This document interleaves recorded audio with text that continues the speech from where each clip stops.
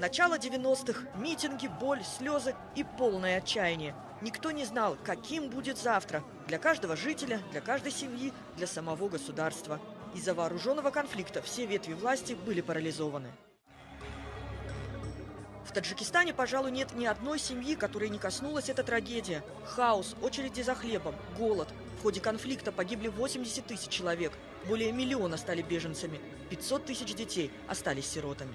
Люди стремились покинуть родину. Десятки тысяч человек укрылись в соседнем Афганистане. С этим нужно было что-то делать. Историческую сессию Верховного Совета было решено провести на севере республики, а не в столице.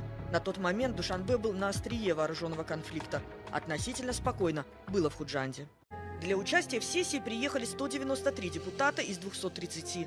Добраться до Худжанда было непросто. В каждом регионе стреляли, блокировали дороги и брали людей в заложники. Корреспонденты газеты и операторы телевидения работали сообща, помогая друг другу, чтобы непрерывно сообщать о происходящем. Мы должны предотвратить разрушение нации. У меня других целей нет. Я должен оправдать доверие людей.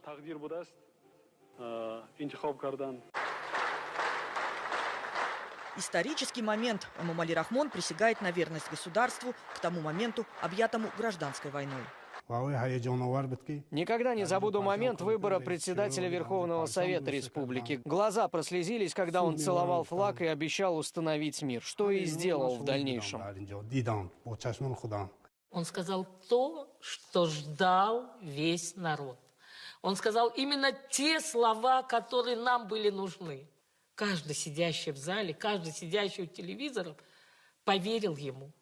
Он говорил о мире, он говорил о согласии. Он, главное, назвал концепцию будущего государства, демократическое, правовое, светское. Он говорил простым, конкретным, красивым таджикским языком. Кто он и почему ему поверили депутаты? Тогда, в 90-х, этими вопросами задавались многие. При принятии политических решений риск неизбежен. Эмомали Рахмон лично участвовал в переговорах с вооруженной оппозицией. Они проходили то в Иране, то в Афганистане, то в России. Борт номер 1 президента Рахмона взымал в небо даже тогда, когда это было опасно. Он даже нам рассказывал, вот в Арбове был большое совещание, актив. Он вот в одном выступлении своем говорит, что для того, чтобы был заключен мир, мы шли на все. И вот наша делегация во главе со мной, говорит, поехали в Афганистан. А тогда шла война. Мы в Кабуле 4 раза вокруг Кабула крутились. Самолет. Самолет не может сесть. Стреляют. Видите, мужество какое. Долгожданному миру в Таджикистане предшествовала серия переговоров. Человека, подписавшего мирное соглашение с вооруженной оппозицией, встречали как героя. Сам Эмомали Рахмон, вспоминая то время, признает, в тяжелые дни никто не хотел брать на себя ответственность. Казалось, обеспечить мир в стране было невозможно, а он смог. Всех полевых командиров собрать вместе было очень сложно и опасно, но в день принятия государственного флага они дали клятву, что не изменят родине.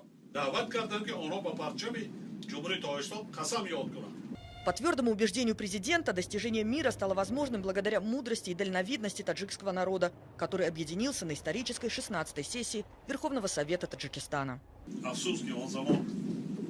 К сожалению, в то время не все регионы соблюдали законы. В дальнейшем, несмотря на большие трудности, совместными усилиями мы сумели установить конституционный строй государства. Это достижение независимости, объединившее нацию. Президентство Эмомали Рахмона – это долгая и трудная дорога к миру и стабильности, которую прошел Таджикистан.